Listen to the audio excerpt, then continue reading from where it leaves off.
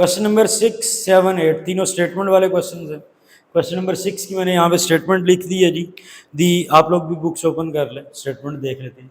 The formula to measure the magnitude of earth quake is m is equal to this. एक formula में दिया गया जी, m is equal to log a over a naught base 10।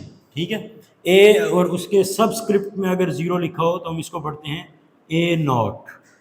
ठीक है, ए not नीचे लिखा हो सबस्क्रिप्ट में तो उसको जीरो के बजाय नॉट पढ़ते हैं। Anyway, if amplitude A is, A की वैल्यू गिवन है, given that A is equal to 10,000 and reference amplitude A naught is 10। A naught जो है इसकी भी वैल्यू गिवन है 10। What is the magnitude of the earthquake? तो magnitude of the earthquake ये वाली वैल्यूज दोनों गिवन फार्मूला में पुट करते हैं। ठीक है, अच्छा हमें गिवन दैट पहले लिखना चाहिए, उसके बाद फार्मूला लिखना चाहिए। That will make more sense. ठीक है ना, पहले हम गिवन दैट लिख लेते हैं, उसके बाद फार्मूला लिख लेते हैं। Given that a is equal to 10,000 जी and a naught is equal to 10। Formula क्या है?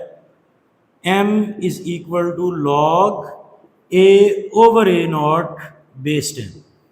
तो इसमें अब वैल्यूज पुट करें, substitute the available values, substitute the values of a and a naught. तो ये बना m is equal to log base 10। a की वैल्यू है जी 10,000 और a हुआ जी 10, तो इसकी इजीली कटिंग हो रही है, एक अदद जीरो कट। तो ये बना m is equal to log base 10, रह गया जी 1000।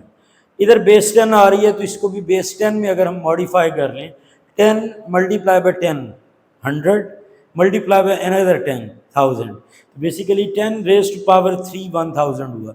जितनी भी जीरोज होती हैं 10 रेज टू पावर, अगर आपने उसको साइंटिफिक फॉर्म में चेंज करना हो। तो एनीवे ये बनी value m is equal to log base 10 and 10 raise to power 3। इस 1000 की जगह पे हमने 10 रेज टू पावर 3 लिख लिया। अब लॉग के 4 रूल्स में से रूल नंबर 3 ऑफ लॉग, तो लॉग का थर्ड रूल क्या होता है भाई कि अगर log m raise to power n हो तो उसको हम लिख लेते हैं n log m। ठीक है, तो पावर 3 है उसको आप शुरू में लिख लें। ये बना 3 log 10 base 10। log 10 base 10 MCQ हो तो डायरेक्ट 1 लिखा जा सकता है। अब अगर ये शॉर्ट क्वेश्चन या एक लॉन्ग क्वेश्चन का पार्ट है तो फिर रूल 4 लगाना पड़ेगा। अब रूल नंबर 4 क्या है भाई लॉगरिथम का, कि अगर मेरे पास log of a to the base c है तो इसको हम log of a over log of c लिख सकते हैं टू एनी बेस b।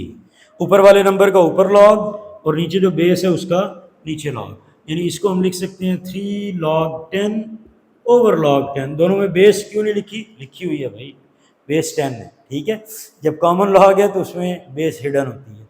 तो log 10 आपस में कैंसिल, 3 मल्टीप्लाई बाय 1, तो magnitude of the earthquake is 3 इसका आंसर आ गया। ठीक है, एक दफ़ा फिर से देख लें, दो वैल्यूज़ गिवन थी, एक फार्मूला भी गिवन था, स्टेटमेंट वैसे ही लंबी चौड़ी थी। ठीक है, हमने ये वाली दोनों वैल्यूज़ यहाँ पुट की, कटिंग की, 1000 बना 10 रेज टू पावर 3, पावर हमने 3 शुरू में लिखा, नंबर और बेस सेम हो तो लॉग वैल्यू 1 होती है। एनीवे एक स्टेप हमने किया 4th रूल यूज़ करके, cut 3 1 are 3, magnitude of the earthquake m is equal to 3 is the answer. इसको आप लोग नोट करें, फिर 7 सॉल्व करते हैं।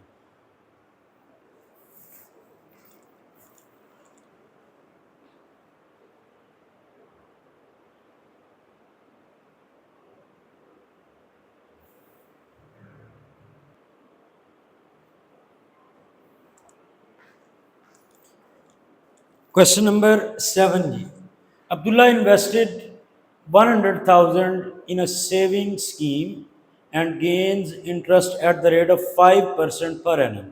अब्दुल्ला ने एक सेविंग स्कीम में भाई 1 लाख रुपया इन्वेस्ट किया है और सालाना उसको 5% प्रॉफिट मिल रहा है, ठीक है। So that the total value of this investment after T years, time जो है वो टी ईयर्स इज RSY, ठीक है। यानी अगर 1 साल बाद निकालनी है तो वो बनेगी मतलब 5% extra, 100% itself 100,000 plus 5% of 100,000, यानी कि 100,000 मल्टीप्लाई बाय 1.05, ठीक है। This is modelled by an equation. ले ज़्यादा ये सोचना ही नहीं पड़ा, इक्वेशन ऑलरेडी हमें बना के दी गई है, ठीक है। अदरवाइज हम ये इक्वेशन भी खुद बना सकते थे। y is equal to 100,000 into 1.05 raised to power t. Find after how many years the investment will be double. तो इन्वेस्टमेंट है कितनी? 100,000। तो डबल इन्वेस्टमेंट फिर कितनी हुई भाई कि ये डबल हो जाए? डबल मतलब 200,000, राइट। तो फार्मूला लिखते हैं, y is equal to 100,000 into 1.05 raised to power t, t is greater than or equal to 0, यानी t की वैल्यू मिनिमम 0 है तो वो इनिशियल इन्वेस्टमेंट आ जाएगी, वरना टाइम आगे ही जा रहा है, पॉजिटिव है। ओके, इन्वेस्टमेंट डबल, जब इन्वेस्टमेंट डबल हो जाए तो y की वैल्यू हो गई डबल ऑफ 100,000, यानी इसकी जगह पे आ गया 200,000। अब मुझे यहाँ से t की वैल्यू निकालनी है तो t को आइसोलेट करते हैं। 100,000 इस तरफ मल्टीप्लाई हो रहा है, इधर आके डिवाइड, तो ये तो और अच्छा हुआ भाई, नहीं। 1.05 रेज टू पावर टी, ढेर सारी जीरोस कट गई, तो 2 is equal to 1.05 raise to power t. अब टी है पावर में, पावर में टी होगा तो कैसे इसको सॉल्व करेंगे? तो इसलिए हम लोगों को इसको पावर से नीचे लाना है, तो पावर से नीचे लाने के लिए लॉग का थर्ड रूल। अब लॉग का थर्ड रूल क्या है भाई? Rule number 3 of logarithm, log of m raise to power n, ये बनता है n log m, ठीक है। तो यानी इसमें लॉग होगा तो ये लॉग का थर्ड रूल लगेगा ना, तो take log on both sides,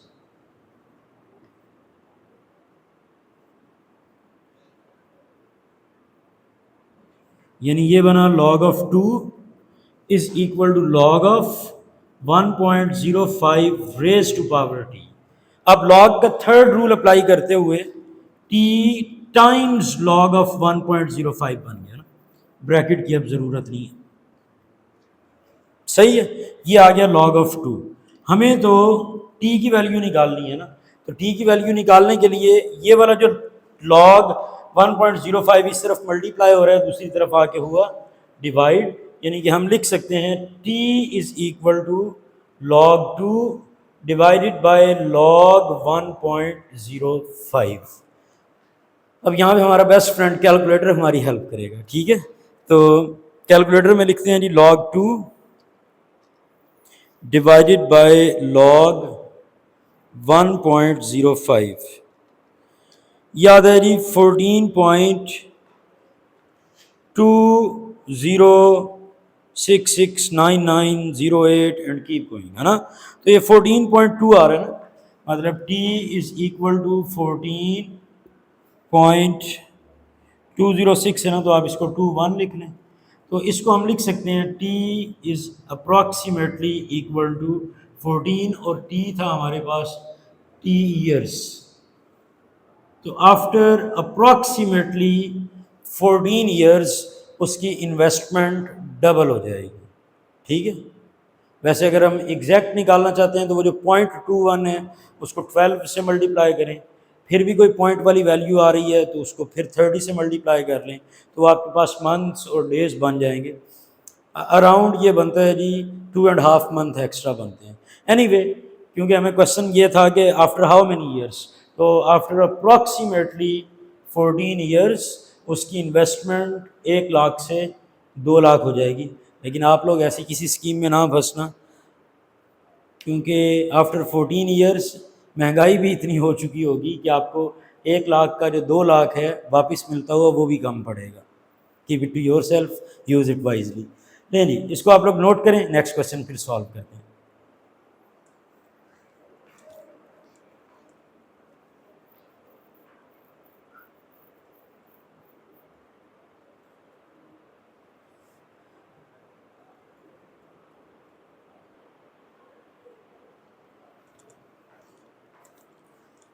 question number 8, last question of the exercise.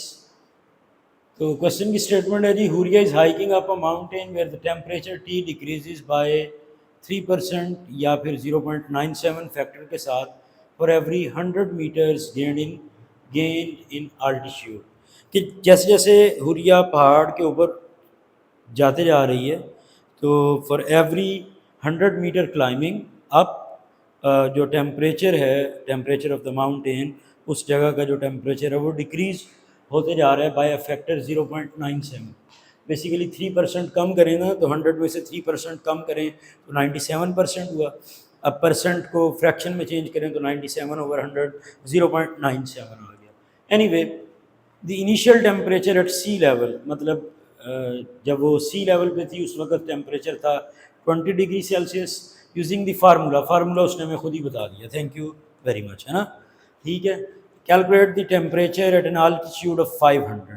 अब एक तो ये तरीका है कि हम डायरेक्ट इसमें एच की जगह पे 500 और इनिशियल टेम्परेचर की जगह पे 20 पुट करें, कैलकुलेटर से आंसर निकाल दें। ठीक है, लेकिन इस तरह में भी हमें क्रेडिट ना मिले, ना हमारा एग्जामिनर, ना हमारा क्लास टीचर इसमें खुश होगा, ना आपको खुशी मिलेगी। ठीक है, क्योंकि ये एक्सरसाइज बेसिकली लॉग्स की एप्लीकेशन है, तो हमें इसको लॉग्स इन्वॉल्व करके सॉल्व करना ज़्यादा बेटर है। ठीक है, मैं आपको दोनों तरीक़ों से बताता हूँ, लेकिन एग्ज़ाम पॉइंट ऑफ व्यू से log solution through log that will be my choice. ठीक है, तो वैसे पहले मैं आपको डायरेक्ट बता देता हूँ, फिर साथ ही हम उसको रेज कर देंगे। डायरेक्ट टेक्निक क्या है जी, T is equal to T I 0.97 raise to power h/100 given है। अब टी आई दैट इज़ 20 और h दैट इज़ 500, ये वाली दोनों वैल्यूज़ पुट कर दो। तो 20 मल्टीप्लाई बाय 0.97, 500/100 कट होके तो 5 आ गया। कैलकुलेटर में पुट करूँ जी, 20 मल्टीप्लाई बाय 0.97 पावर 5, 17.17। ये 2 डेसिमल प्लेसेस में मैंने इसका आंसर लिखा। ठीक है, अब ये तो है डायरेक्ट मेथड, शॉर्टकट मेथड, लेकिन ये भी हमें आना चाहिए क्वेश्चन की वेरिफिकेशन के लिए, ना कि क्वेश्चन के सोल्यूशन के लिए, क्योंकि again I am telling you कि इस दफ़ा जो क्वेश्चन की स्टेटमेंट है ना, वो बेसिकली ये लॉग्स की एक्सरसाइज का क्वेश्चन है, so we must solve this using logs. तो लॉग्स हमें इन्वॉल्व करने हैं और लॉग्स की एप्लीकेशंस, लॉग्स के रूल्स यूज़ करते हुए हम इसको सिंप्लीफाई करेंगे। तो let's start by writing the formula. No, पहले हम गिवन दैट लिख लेते हैं, क्योंकि बाद में फिर ना इरेज करना पड़े। तो गिवन दैट इनिशियल टेम्परेचर है जी 20 एंड हाइट h है जी 500 मीटर्स। फार्मूला क्या है, वो फार्मूला लिख लें। तो फार्मूला है जी T is equal to T i multiply by 0.97 raise to power h/100। इसमें अवेलेबल वैल्यूज़ पुट कर लें। Put values of t i and h। तो t is equal to 20 multiply by 0.97 raise to power 500/100, जो कि cutting होके 5 आ गया। ठीक है, ये अगर कटिंग ज़्यादा मैस लग रहा है ना, तो आप सिर्फ इसमें ज़ीरोज़ कट कर लें, वो थोड़ा सा डिसेंट हो जाएगा, है ना। 500/100, 2 ज़ीरोज़ कट, तो देखने वाले को भी पता चल गया कि सिर्फ 5 रह गया। ओके, अब जैसे मैंने कहा जी कि हम इसमें लॉग्स इन्वॉल्व करेंगे, लॉग तो है नहीं तो नो प्रॉब्लम, खुद से इन्वॉल्व करते हैं। ठीक है, so take log on both sides.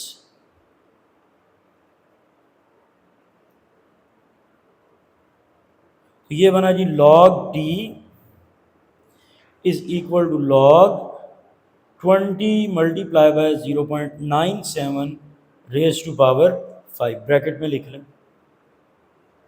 ठीक है, प्रोडक्ट तो रूल्स आई थिंक आपको याद ही होंगे, एक दफ़ा यहाँ लिख दूँ।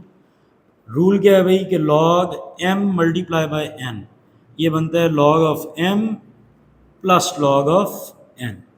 ठीक है, तो ये दो वैल्यूज़ मल्टीप्लाई हो रही हैं, तो इसको फर्स्ट रूल यूज़ करते हुए प्रोडक्ट से सम में चेंज कर लेंगे। Log of t is equal to log of 20 plus log of 0.97 raise to power 5। अब पावर वाला रूल क्या है, रूल नंबर 3। तो रूल नंबर 3 क्या है जी, वो भी लिख लेते हैं। रूल नंबर 3 है भाई, log of m raise to power n basically होता है n टाइम्स लॉग m। तो 5 को जस्ट स्टार्ट में लिख लें, लॉग 20 प्लस 5 लॉग 0.97। अब हम कैलकुलेटर की हेल्प से भी लॉग वैल्यूज निकाल सकते हैं, या हम लॉग टेबल्स की हेल्प से भी इसका आंसर निकाल सकते हैं। ठीक है, तो अभी हम कैलकुलेटर से निकाल लेते हैं। ओके, लॉग ऑफ 20 ये बनता है जी 1.3010, 4 डेसिमल प्लेसेस में जस्ट उसको लिख रहे हैं। ठीक है, प्लस 5 लॉग ऑफ 0.97, लॉग 0.97, तो ये तो कुछ माइनस में आ रहा है, तो खैर है, फिर माइनस में आता रहे भाई। माइनस 0.0132, 4 डेसिमल प्लेसेस में इतना ही काफ़ी है। सही है, नहीं नहीं, मल्टीप्लाई पे 5 कर लें इधर, इसको इजी हो जाएगा, क्या ख्याल है। 1.3010 एज इट इज़ आ गया। इसको जब हम 5 से मल्टीप्लाई करते हैं तो ये बन गया 0.06660। ठीक है, यूजिंग योर कैलकुलेटर। डिफरेंस है जी, तो जस्ट माइनस कर रहे हैं। 1.301 पॉइंट नहीं लगाया, दोबारा लिख लेते हैं। 1.3010 माइनस 0.0660 जी, तो ये वैल्यू बनती है जी 1.2350। ये आ गया जी लॉग ऑफ टी। अब एक तो ये जो इस साइड में तरीका लिखा हुआ है कि अगर सिंपल लॉग है तो उसकी एक्सपोनेंशियल फॉर्म बनती है 10 raise to power right hand side, और दूसरा तरीका होता है कि आप इधर एंटी लॉग लिख लें, या एक्सपोनेंशियल फॉर्म बेस्ट है जी। तो एक्सपोनेंशियल फॉर्म इसकी क्या बनेगी, एक्सपोनेंट फॉर्म, तो t is equal to 10 raise to power 1.2350। अगर आप एंटी लॉग ले रहे हैं तो एंटी लॉग टेबल की हेल्प से भी इसको कैलकुलेट किया जा सकता है। अच्छा, कैलकुलेटर से इसको हम कैसे सॉल्व करेंगे।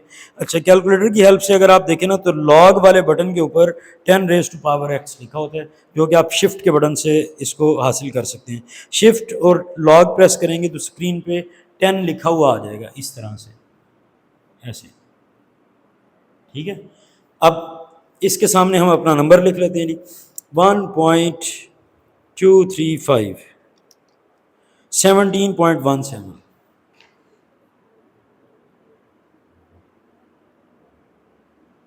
टेम्परेचर का यूनिट देखें, temperature decreases by this Celsius, degree Celsius, तो एंड पे डिग्री सेल्सियस लिख लें। ठीक है, ये जहाँ पे हमने एक्सपोनेंट फॉर्म लिखा है, इसकी जगह पे आप एंटी लॉग भी लिख सकते हैं। अब एंटी लॉग में अगर इसको लिखना है तो उसकी नोटेशन क्या होगी, एक्सपोनेंट फॉर्म के बजाय अगर आप एंटी लॉग फॉर्म लिखना चाहते हैं तो एंटी लॉग फॉर्म बनेगी टी, इधर से लॉग ख़त्म, दूसरी साइड में आप एंटी लॉग 1.2350 लिख लो।